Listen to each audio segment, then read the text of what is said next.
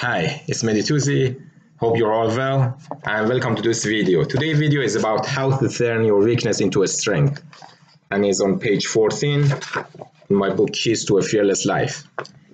The reason I decided to write about this because I have been observing this problem for a long time and I decided to dedicate a section to it and bring you an example of why weakness can affect self-confidence and create fear. And by knowing fewer steps, you can overcome it. If you look around you, in nature, let's say for instance, snows. Every snowflake is different. If you look at nature, animals, every animal is different. Every tree is different. If you look at people, everybody is different.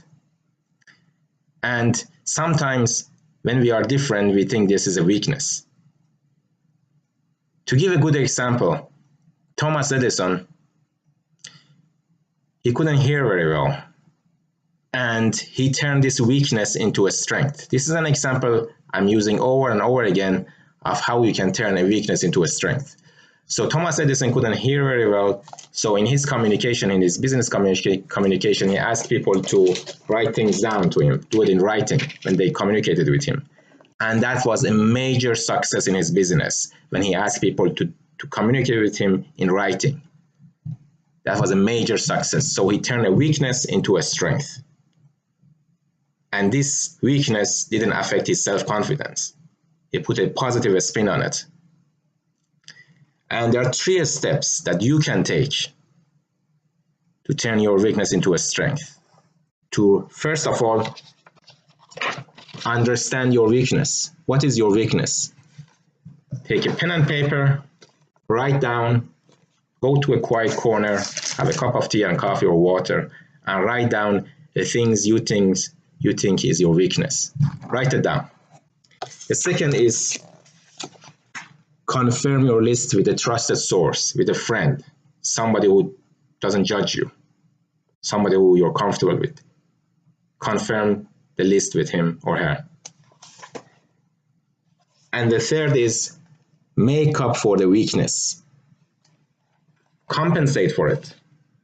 I had a friend who thought he was boring because he always acted sensibly and he did the right thing.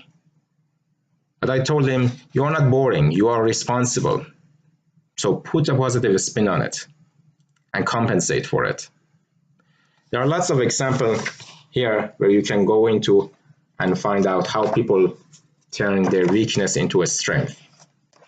And remember, if you consider something that's weakness within you, don't let it affect your self-confidence and that create the fear that you can move forward, because you can turn it into a strength. Again, weakness is not necessarily a problem or a fear. It's how you regard it and how you put a positive spin on it. And again, this weakness, I had this issue sometimes with my concentration, my focus when I was at school, that I regarded as a weakness. And I have seen this problem over and over again with many of my students and friends. They say they can't focus, their mind wanders, but that's not necessarily a bad thing. That's because your imagination is active. You have a good imagination and it's active. So whenever you have a time, do the 3 steps I mentioned to you.